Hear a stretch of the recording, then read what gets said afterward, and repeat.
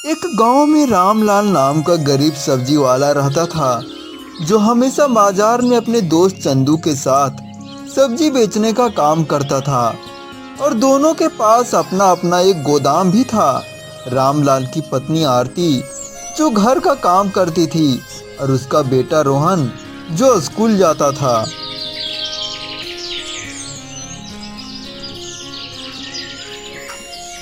यह लो दादी माँ, आज फिर से तुम्हारे लिए अपना लंच बॉक्स बचा कर लाया हूँ। भगवान तुम्हारा भला करे बेटा। रोहन, मुझे एक बात समझ में नहीं आ रही है, आखिरकार कब तक तुम ऐसे भिखारियों को अपना लंच बॉक्स देते रहोगे? इन लोगों का तो आदत है भीख मांगने की, मैं तो एक फूटी कौड़ी भी ना दूं।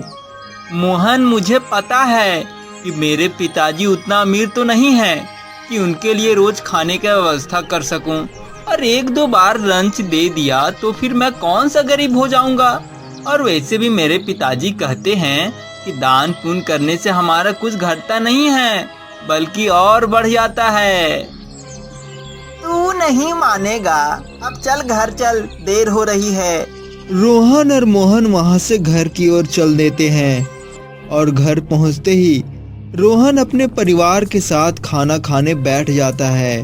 वैसे आरती, मेरा मानना है कि इस बार दिवाली से पहले अगर हमारा गोदाम का आलू बिक जाए तो त्योहार भी धूमधाम से मनाएंगे। आप चिंता ना करें जी, आपकी मेहनत पर हमें पूरा भरोसा है। पापा, इस बार दिवाली पर हमें बहुत सारे पटाखे चाहिए। मेरा दोस्त मोहन ने भी बहुत सारे पटाखे खरीदे हैं, रॉकेट खरीदे हैं, सुतरी बम, फुलझड़ी, सब कुछ। नए नए कपड़े भी खरीदे हैं। हाँ हाँ रोहन, इस बार सब कुछ खरीद देंगे। रॉकेट, फुलझड़ी, नए नए कपड़े, मिठाइयाँ सब कुछ खरीद देंगे। इस वर्ष और भी बड़ी धूमधाम से मनाएंगे दिवाली। रामलाल और उसका बेटा रोहन दोनों अपने आलू के गोदाम में चले जाते हैं और देखते हैं कि सारे आलू में तो कीड़े लग गए हैं। हे भगवान, ये क्या हो गया?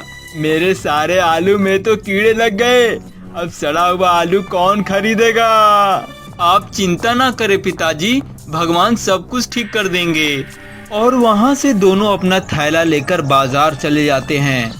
वहीं पर मोहन भी अपने पिताजी के साथ आया था। क्या हुआ रोहन, तुम और अंकल जी इतना उदास क्यों हो? हाँ भाई, तुम दोनों उदास क्यों हो? क्या हुआ, कुछ तो बोलो। क्या बताऊं चंदू भैया, मैंने जो स्टॉक में आलू रखे थे उसमें कीड़े लग गए, जिससे सारा आलू सड़ गया। देखो रोहन, बहुत तुम दान पुण्य करते थे ना, देखा इसका अंजाम।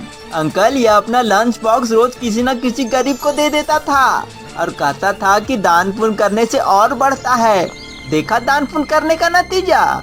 इस तरह वहां से रामलाल और उसके बेटे घर की ओर निकल पड़ते हैं। रास्ते में उन्हें वह बूढ़ी दादी मिलती है। बेटा, मेरे घर में खाने को कुछ भी नहीं है, कुछ मदद कर दो। यह लो दादी, आज तो लंच बॉक्स नहीं लाया हूँ, बस यह सब्जी ही है। यह लीजिए ताजी ताजी सब्जी। खुश रहो बेटा, माँ लक्ष्मी की कृपा तुम पर सदा बना रहे। तुम्हारा बहुत बहुत शुक्रिया बेटा। इतना कहते ही वह बूढ़ी दादी माँ लक्ष्मी के रूप में आ जाती है। बेटा, मैं तुम दोनों से बहुत खुश हूँ, इसलिए यह जल को ले जाकर अपने आलू के बोड़े पे छिड़क देना। इसके छिड़कने से तुम्हारे आलू में कभी कीड़े नहीं लगेंगे और न कभी सड़ेंगे और तुम्हारा कभी नुकसान नहीं होगा। माँ, मैं तुम्हारी दर्शन पाकर पूरा धन्य हो गया माँ। अच्छा बेटा, अब मैं चलता हूँ। इतना कहते ही माँ वहाँ से गायब हो जाती है और बाप बेटे घर आकर आरती को सारी बात बताने लगते हैं। जरूर हमने पिछले जन्म में कुछ अच्छा कार्य किए होंगे जी, जो माँ ने खुद अपना दर्शन दिए हैं। हाँ पिताजी, अब हमें अपने गोदाम में जाना चाहिए जल को छिड़कने के लिए। हाँ हाँ बेटा, चलो। दोनों वहाँ से अपने गोदाम में चले जाते हैं। गोदाम पहुँचते ही जल को आलू की बोरियों के ऊपर छिड़क देते हैं और देखते ही देखते पूरा आलू पहले जैसा ही साफ हो जाता है। बेटा, माँ सही कहती थी, देखो आलू से सारे कीड़े गायब हो गए हैं। हाँ पिताजी, अब यहाँ से चलना चाहिए। अगले ही दिन वह अपने आलू के बीज को लेकर बाजार पहुंचते हैं। क्या हुआ चंदू, आज सिर्फ टमाटर लेकर आए हो और उदास लग रहे हो, क्या हुआ? क्या बताऊं रामलाल भाई, कल रात में मेरे गोदाम से सारी सब्जियां चोरी हो गई। या तो घर पे बची थी, इसलिए यहाँ बेचने के लिए आ गया। तुम परेशान मत हो चंदू, कल से तुम मेरे गोदाम से सारी सब्जियां उठा लेना और सब्जी बेचने के बाद तुम मेरे पैसे लौटा देना। इस बार तो दिवाली हम दोनों मिलकर ही मनाएंगे।